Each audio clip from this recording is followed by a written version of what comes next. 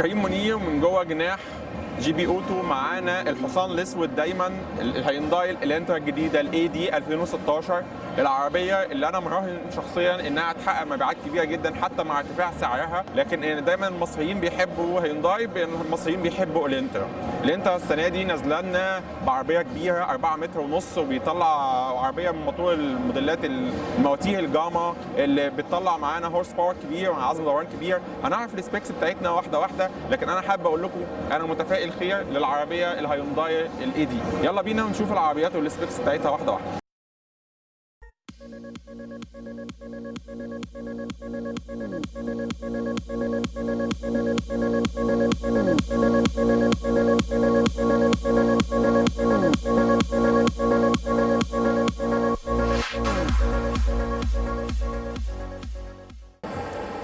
زي ما احنا شايفين الوسع الداخلي للعربيه دلوقتي بقى، فتحه الباب بقت اوسع بكتير من الاول، وكمان لما ندخل جوه العربيه بقت الفتحه بتاعت مساحه الاقدام بقت اكبر حتى واحنا مرجعين الكرسي الخلفي للاخر. الظهر والسقف بتاع العربيه من فوق بقى فيه مساحه كويسه للناس طوال القامه، مع فتحات التكييف اللي احنا شايفينها في نص العربيه دي بتوصل تكييف، كمان بتوصل هواء بارد للقاعدين في الجزء الخلفي. لما نيجي نبص على الجسم الخارجي للعربيه هنبتدي من اول خط الخصر بالتقائه مع الفانوس الخلفي. هنا ده كان زي نفس الشكل السابق بالظبط، لكن الخلفيه بتاعت العربيه انا شايفها بقت احلى بكتير من قبل كده. الفوانيس يعني مستوحاه من موديلات تانية، بس انا شايف الليد بقت اشيك بكتير، 3 ليدات مع خط الاشاره اللي بطول الفانوس بالكامل. ومن امام الجميله هيونداي الانترا اي دي.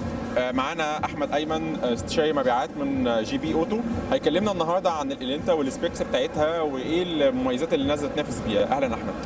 اهلا بيك. الحمد لله تمام الحمد لله. احمد، ايه السبيكس الجديده اللي نازله بيها الانترا؟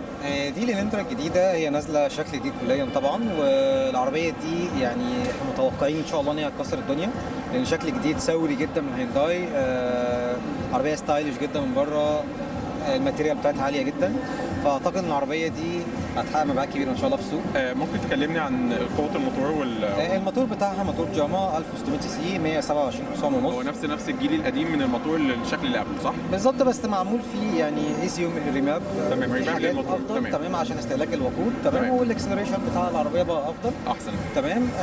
طبعا العربيه 1600 سي سي، 127 حصان ونص. احمد، واحنا معانا لسه العربيه، كنت عايزك تعرفني الوزن الاجمالي بتاعها. انا عارفك ان دلوقتي انت نازله بنفس الموتور القديم ونفس الفتيس القديم اللي كان نازل في الشكل اللي قبليها اللي هي الام دي. عايز اعرف انتوا حسيتوا الوزن ولا لا؟ انا شايف مقاومه الهواء هنا اتحسنت كتير. هي اكتر ميزه في العربيه دي الايروداينامكس بتاعتها جميله جدا. تمام. ابرز حاجه فيها هنا الريش دي. الريش دي بتدخل الهواء. تمام. بتخلي الهواء يعدي من ورا لتبريد العجل احسن. هو تبريد للعجل، وفي نفس الوقت بيعزز الايروداينامكس بتاعت العربيه، وبيضغط العربيه اكتر على الارض. تمام. بيخلي مفيش مقاومه للهواء. تمام. فبيخلي العربيه في الاكسلريشن وان هي نسبه التسارع بتاعتها بتبقى افضل. زي تمام. طيب، وبالنسبه للوسع جوه الصالون لا، العربيه واسعه جدا، وبعدين عملوا فيها ورا بالنسبه للباك سيتس، عاملين ورا في السقف حته كيرفي كده بحيث ان انت تقعد دماغك ما تخبطش في السقف. شكرا جدا ليك يا احمد، كويسه جدا، ونتمنى نشوفك دايما في عربيات دايما كتير ان شاء الله باذن الله.